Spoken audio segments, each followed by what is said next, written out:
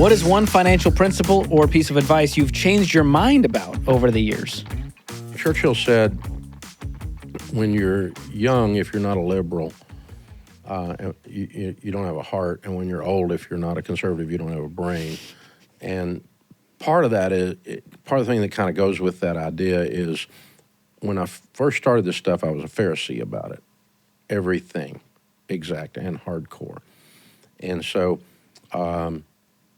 one thing we've changed is, it's not a principle change, but it's tactical changes. We forced people, like at threat of being reprimanded, to carry lots of envelopes with money in them, actual cash envelopes. And we don't push that anymore. One of the famous financial people came out years ago and said, well, here's what I do, but my advice for everybody else is something else. And I'm never going to do that. That was so hypocritical to me. And so I'm not going to do that. So if I pay for my gas at the pump with a debit card instead of cash out of a gasoline envelope, then I'm not going to scream at somebody else for doing that. But in the old days, we did. Sharon and I, we had stinking envelopes everywhere. The tactical implementation of the principles we have changed, and they are more convenient and easier now. The stuff you can do in every dollar is so much better than what we did on a piece of paper and pencil with envelopes with cash in them. Did the down payment change to 5%? I feel like that was somewhat lowered. I feel like it was always a hard 20%, but now for first-time home buyers, we went down. The advice 5 to 10% is now for down first to time. 5. Yeah. Yeah, we pushed 20 really hard, and I still push it hard because you save the PMI. Sure. You save the private mortgage insurance, which is stinking $75 a month per 100,000 borrowed. Yeah. So you talk about $400,000, that's $225. I mean, a month. $300 a month just for the stupid insurance that you don't even need. Yeah. And so it's costing you a lot of money to not put that down. So I really encourage it.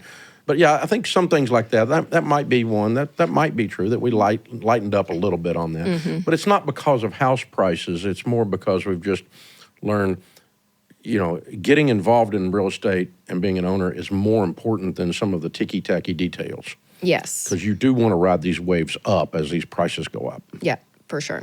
It's good. All right, next, how do you balance family and work? You can go back to high school days when you actually had us living in the house, because I feel like that's probably more, or maybe now. Yeah, they just travel. They just travel all the time, so we don't really see them anymore. That's what we do. They just leave. They leave because you love work, but when you're in play mode, you go hard. I don't do. Yeah, I do not sit on a beach and read ever, under no circumstances. Don't look for them. You won't find them out there. Not going to happen. So my sitting still mode is. I got two speeds of sleep and moving. One of my favorite stories in this, this is him. 24/7, 7 days a week. When Winston and I were dating, Winston came to the lake house, and we had some friends, college friends, over that weekend, and I guess maybe the night before you asked if anyone wants to ski or barefoot in the morning, because if you're going to get good skiing or barefooting on the lake, you got to get up dawn. At dawn, really, really, really early. Bang on the door. Dave, it's 5:30. Fellas, you ready? Winston was like, yes, sir. Well, yes, they sir. said I am. Wait a minute. That sounds like they didn't approve this. At the lake. You signed up for this. You signed up. You said, yes, get me up. So I got you up. Yeah. Why is this a hard thing? I'm just saying, it's that mode everywhere in the morning. It's 5:30. And yeah. So anyways. So the question was what?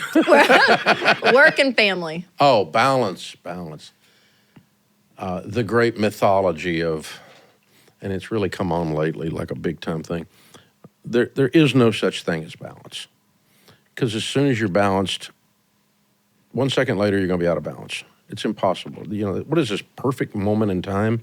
You have to take a picture of it because it's going to tip. I mean, it's ridiculous. So instead of trying to balance, sometimes work-life balance is code for I don't want to work much. Sometimes it's that. But the answer to the equation is be where you are, 100%. If you're at the lake and you're going to go skiing, get your butt up, let's go. Don't be checking emails. But we're not sitting there I'm not writing a blog instead of doing that. I'm doing that. And so when I'm at work, I'm at work. I'm game on. That's what I do. And I'm not doing 63 other things. Then when I go home, I turn it off. I'm not going to sit. I don't take 73 emails during dinner with my wife. The problem I think people have is they get all this anxiety because they're trying to do 2 or 3 things at one time. They're trying to be a great mom or dad while simultaneously working at home on their computer. Or they're supposed to be working at work. Instead, they're on the dadgum Facebook page trying to be a friend to somebody. So you ought to be where you are. Wherever you find your feet, be plugged in there. Be 100% on that. And then what we did tactically in the old days, because I drive so hard, I had to learn, I actually learned this at a marriage conference we went to stop at the bottom of the street before I go home and just sit and listen to a praise and worship song. I just got to change gears. To reset. I got to change gears because I can't use the same tonality, energy level, weapons on my family that I've been using to fight battles all day long.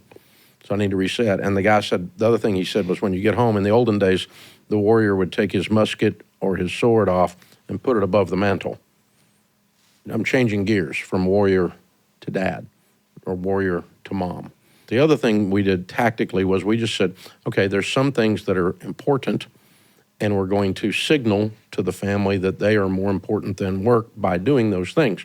So in the high school years, Rachel referenced that, 100% of the prom dates were on the calendar before we started booking live events. And we just simply, we have a venue and the only time it's available is then. Well, we're not going because I'm going to be home cleaning my gun when that young man picks up my daughter.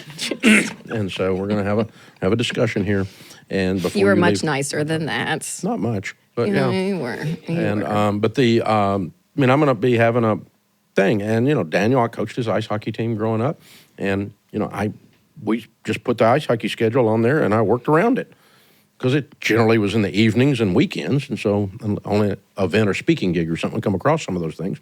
We just can't go. I've got 9-year-olds I have to count that are counting on me. So I got to be down there. I can't take that gig. And so we just set things on the calendar. But then when I needed to go work, on a weekend, and I might have missed us. I made no attempt to make every stinking softball, soccer, hockey. Imagine with 3 kids, there's always something happening. Impossible. It's impossible. I made no attempt to be that guy. But that's not work-life balance. That's out of balance. If you have 73 sports for your kids and you make every single game, you are not in balance by definition. And so, that's the kind of stuff. So anyway, but we just said prioritize, be where you are 100%, and prioritize some things to where we're setting the bar that marriage is first, kids are second, work is third, and above all of that is God. And that's a priority. And so, we're going to lay it out that way, and we're going to actually live our lives in a way that indicates that that's true. Well, I'll say, as a Brentwood Middle cheerleader, I remember basketball games, you and Mom coming to watch us cheer. I did. So y'all wow. y'all did come. Yeah. I mean, it sounded like y'all didn't come For to the sports. I was like cheer thinking. I was not at every game, but No. I remember you were, what would they call you, a flyer? I was a flyer. A flyer. Wait, that mean you were in the air? That means she was the little kid, and they would toss her. I was. That's the most frightening But here's one. the thing. Here's the secret to it all. I can't touch my toes. My hamstrings are very tight. I'm not a very flexible person. So when they started advancing the flyers where you had to do the thing where you hold your leg up or the scorpion, I got kicked out. I wasn't a flyer anymore. Yikes. Anyways, Didn't hurt your confidence, so that's good. That's a little Rachel background that you Wow. It's my turn. may or may didn't know. What? True my turn. Oh, confessions. it is your turn. True confessions. That's right. So we talked about what you are willing to splurge on to treat yourself. What's one thing you still refuse to spend money on? You're just like, I'm not going to spend a dime on that. It's not worth the upgrade or the charge or whatever. What I learned from watching rich people is I want to model after that is that if I'm going to spend what feels like money, like a lot of money on something, whatever that means, I want to get something of high quality that's going to last maybe even generationally. So what I refuse to spend money on is cheap stuff that's not going to last. Instead, I'll double the amount and buy one good one instead of 5 bad ones, and Quality over quantity. yeah. So we're opposite. But that's great. Yeah. Yeah, I guess your Amazon history is pretty light compared to Rachel's. I don't have an Amazon history. That's how light it is. There we go. My wife has one, and I participate in hers occasionally, but that's about it. We I don't pay even have good an money account. to I don't see even it. have an account. Wow. Oh man, you're missing out. There's so It's a much. fun life on the other side. There's a lot of. There's a lot so of much life to stuff look- on Amazon. There's- You should check it out sometime.